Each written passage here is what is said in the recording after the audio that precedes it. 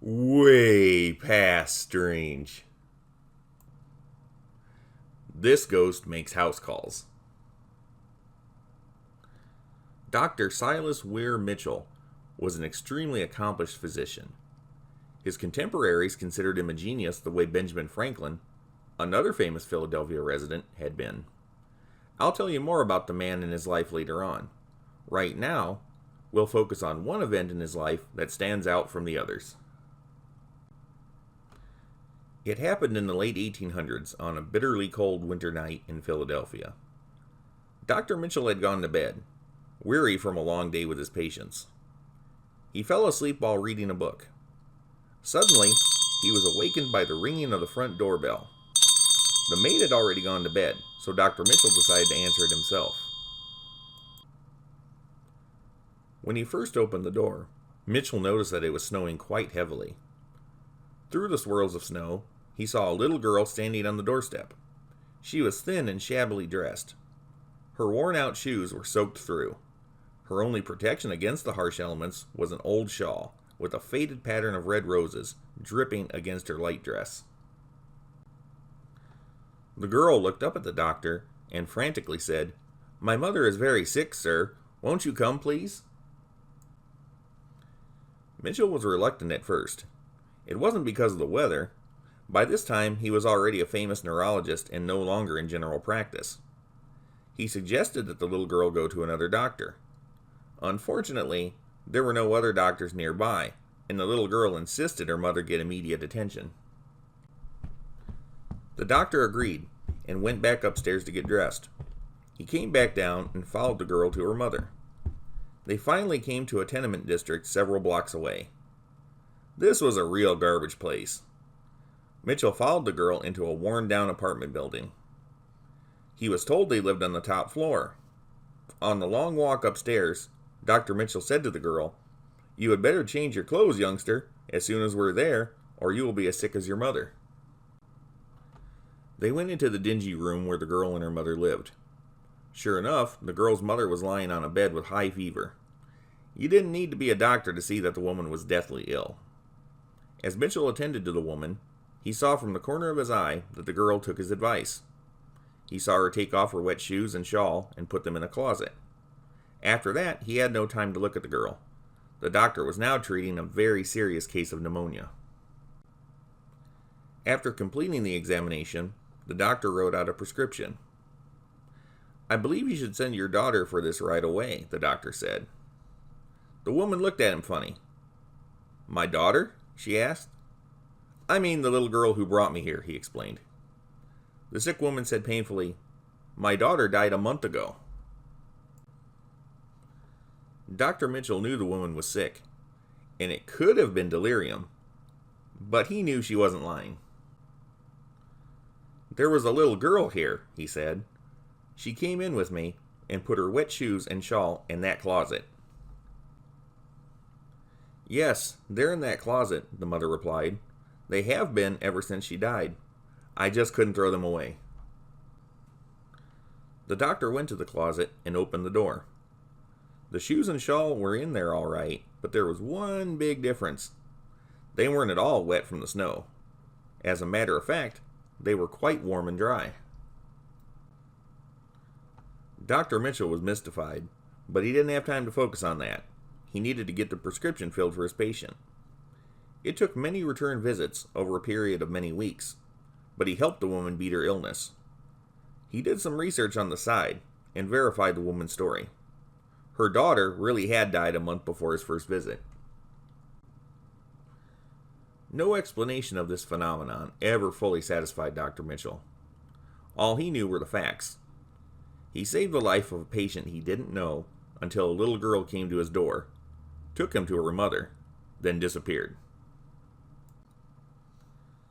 Different theories have been given for the little girl's appearance. Was she a projection of her mother's mind, sent to the house of a well-known doctor? Or was this little girl an actual ghostly spirit who came back to save her mother? In this case, how it happened isn't nearly as relevant as what happened. The important thing is that the woman was saved and hopefully found some consolation in the loss of her child. About Dr. Mitchell. It's important to state that Dr. Silas Mitchell was not a nut, nor did he want to make a name for himself with this story.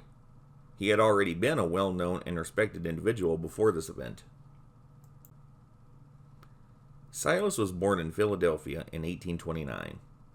His father, John, was a prominent physician and writer. Silas got his MD in 1850. The list of medical honors he received in his lifetime is too long to get into. During the Civil War, he was the director of treatment of nervous injuries at Turner's Lane Hospital in Philadelphia. Towards the end of the war, he became a specialist in neurology, pretty much inventing this field of study as we know it. Mitchell pioneered the rest cure for cases now referred to as psychiatric. As a matter of fact, Mitchell's work was a big influence on Sigmund Freud, the father of psychology. Personally, Silas was a happily married man with children. He was married twice. His first wife died. They had 2 sons together. His second wife gave him 1 daughter. Wife number 2 lived only a week after Silas's funeral.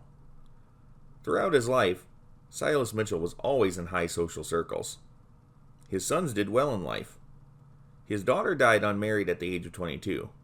Had she lived longer, she most certainly would have enjoyed a rich life.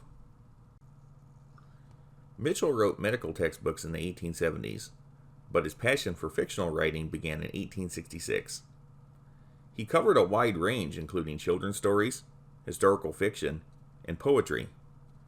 Towards the end of the 19th century, Mitchell was one of America's best-liked and most successful authors. How do we know this story is real? Dr. Mitchell, based on what we know about him, was a level-headed person. He was pretty happy in life and didn't need the money or notoriety a ghost encounter would have given him. We also know that he, personally, had some involvement in developing the story. He certainly tried to ignore the ghost story after it came out, but he definitely didn't make a statement saying it was false. He simply chose to say nothing about it whatsoever. If this story was just something that came out of the mind of a fiction writer, you've got to keep this in mind. Why wouldn't he have embraced it? People liked hearing about this back then and even now. It's something that has outlived everything else about him. It's been said that Dr. Mitchell wrote a newspaper article about this incident in the 1880s. I don't know if this is true. If it is, though, what came next would make sense. In 1892, he published a book called Characteristics. In this book, there was a story about a man who told the fantastic story of the little ghost girl, only to be constantly bothered by believers and disbelievers and unable to stop the story. In this context, it would seem Dr. Mitchell was writing about himself. What reasons would Mitchell have in playing down his ghost encounter? There are 2 main factors to consider. First, I think he wanted people to respect his privacy and the privacy of the unnamed mother and daughter. Second, he wouldn't want others to think he was a crazy man. After all, he was the father of neurology. If people thought he was mental, it would destroy his legacy. Also, Silas enjoyed being in his higher circles and wouldn't want to lose those connections. I believe Dr. Mitchell enjoyed his ghostly encounter and always thought it was cool, but he didn't want people to dwell on it and define him. It was just one of those things that he wanted to keep to himself. It was more special that way. When a lot of people catch on to something and blow it out of proportion, it cheapens the experience. The evolution of Mitchell's ghost story. This fun little story quickly took on urban legend status. It's been told and retold by countless people, countless times, and in various forms. In 1930, the story appeared in a book called Dark Trails: Adventures of a Naturalist by G.K. Cherry. In this story, however, Cherry relates that the sick woman was a former servant of the doctor's, although he wasn't sure. This element comes up in a lot of tellings of the story, but we can't be certain. If she had been a former maid or someone close to Mitchell, it would be all the more reason he would want to keep her name out of it. Sherry also claims that Mitchell, like himself, was very skeptical of ghosts. Mitchell's belief in the supernatural changed after that. The next major appearance of this story, told in a different form, appeared in the July 1938 issue of Reader's Digest. It has since appeared as small features in numerous magazines, even comic books. Some things are changed, including the doctor's name, but the basic story is the same. In 1953, it became an after-theater ghost story in every cafe on Broadway. In the many years since, Mitchell's encounter remains a good ghost story, certainly unique for the time it first came out, and always way past strange.